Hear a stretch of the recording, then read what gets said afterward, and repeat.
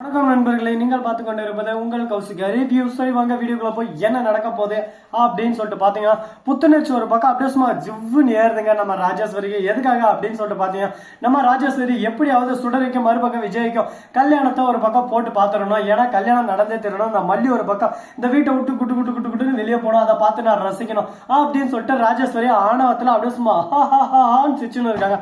ஆனா அந்த சமயத்துல குண்டை தூக்கி தலையில போடுறா எப்பா அப்படின்ற மாதிரி குண்டை தூக்கி போட்டாங்க.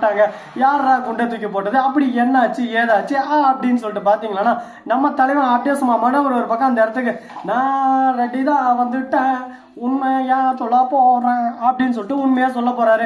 என்னடா உண்மை அப்படின்னு சொல்லிட்டு பார்த்தா, நம்ம சுடரி இருக்கால, அவளுக்கு திடீர்னு ரகு போன் பண்ண, இதோ பார் சுடரி, நீ கல்யாணம் பண்ணதுக்கு அப்புறம் நம்ம குட்டையெல்லாம் கொலை போட்டுருவான், இவன் ஆதாரத்தோட நம்மள பிடிச்சிட்டான், இதுக்கு மேல நீ அந்த வீட்டை நடிக்கணும். ஆனா உண்மை எல்லாமே தெரிய வந்துச்சு.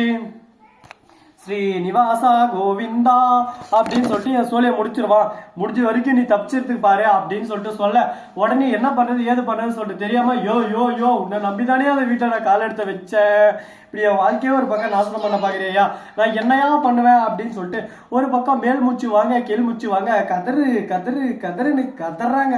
இப்ப என்னதான் நடக்கும் நடக்கட்டுமே அப்படின்னு சொல்லிட்டு ஒரு பக்கம் போயிட்டு இருக்கு. இப்ப என்ன பண்ண போறாங்க ஏது பண்ண போறாங்க, ஃபைனல் இவங்களோட டிசிஷன் என்னவா இருக்கும் அப்படின்னு சொல்லிட்டு பாத்தீங்கன்னா, எல்லாமே ஒரு பக்கம் மாஸ் பக்கா மாஸ் அப்படிதாங்க இருக்க போகுது.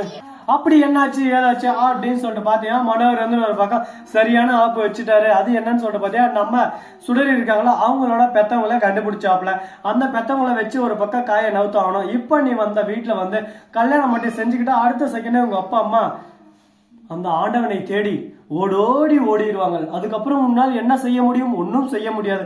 ஆதலால் தான் கூற வர கருத்து மண்ணா, நீ எந்த அளவுக்கு ஒரு பக்கம் எங்க பிரச்சனை இன்வால்வ் ஆகாம உன் வாழ்க்கைக்கு தேவையான பணத்தை மட்டும் சுருட்டுன்னு போக பாக்குற கதைரசங்கிட்ட, அது வரையும் வாழ்க்கை நல்லா இருக்கும். அதை விட்டு ஒரு பக்கம் மல்லிய பிரிக்கிறேன், மறுபக்கம் ராஜேஸ்வரியை ஒழிக்கிற, விஜய கட்டிக்கிறேன் அப்படின்னு சொல்லிட்டு தேவையில்லாத சில்லற வேலையெல்லாம் செஞ்சுட்டு இருந்த உன் வாழ்க்கை இப்படியே நாசனமா போயிடும் பாத்துக்க அப்படின்னு சொல்லிட்டு மூஞ்சில அடிச்ச மாதிரி சொல்லிடுறாங்க. இப்ப என்ன பண்றது ஏது பண்றதுன்னு சொல்லிட்டு தெரியாம ஒரு பக்கம் திருன்னு முழிச்சுன்னு இருக்காங்க. திருவிழால காணப்படும்போது என்னடா நடக்கும் நடக்கட்டுமே அப்படின்னு சொல்லிட்டு ஒரு பக்கம் சைலண்டா நின்று இருக்காங்க. அதே சமயத்துல கதிரேசன் வந்துடுறாரு.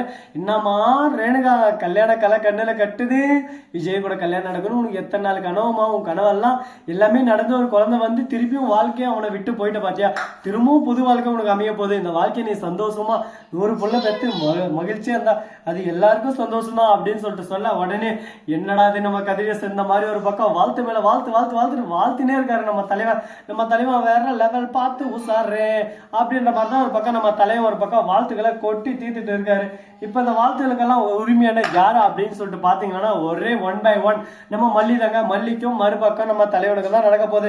அப்படியே சும்மா ஒரு பக்கம் சுடரி வந்து கதறி போன்ல கதறிக்கிறாங்க. பின்னாடி வந்து நம்ம மல்லி ஆணவ சிரிப்பு சிரிக்கிறாங்க. கழுத்துல தாலி எடுத்துக்காட்டி, இந்த தாலிக்கு நான் மட்டும் தாண்டி எப்பவுமே ஓனரு, அந்த இடத்துக்கு நீ வரணும்னு நினைச்ச அந்த செகண்டே உன்னை காலி போட்டுருவான் என் ஆளு அப்படின்னு சொல்லிட்டு சொல்ல, உடனே என்ன பேசுறது ஏது பேசுறது சொல்லிட்டு தெரியாம, ஓஹோ மல்லி இதெல்லாம் உன் வேலை தானே அப்படின்னு சொல்லிட்டு சொல்ல, ஐயோ செல்லாம் இப்பதான் கண்டுபிடிச்சா, எல்லாமே என்னோட வேலை தான், நான் என்ன நினைக்கிறேனோ அதுதாங்க நடக்கும், நான் சொல்றது மட்டும்தாங்க வாக்கு, வேத வாக்கு, அந்த வேத வாக்கு வேற ஆக்கே இல்லை அப்படின்னு சொல்லிட்டு சொல்ல, என்ன பேசுறது ஏது பேசுறதுன்னு சொல்லிட்டு தெரியாம, சரி ஓகே இவங்க பேசுறாங்க, இவங்க பேச வேண்டிய இடத்துல இருக்காங்க, இவங்க பேசுறாங்க, நம்ம கேட்க வேண்டிய இடத்துல இருக்கோம், நம்ம கேட்கறோம், அதனால சைலண்டா ஒரு பக்கம் மௌனமே சிறந்தது அப்படின்னு சொல்லிட்டு மௌனத்தோட இருந்தா என்ன வேணாலும் சாதிக்கலாங்க. அதனால கேட்கற வரையும் இவங்க கேட்டுன்னு இருக்காங்க.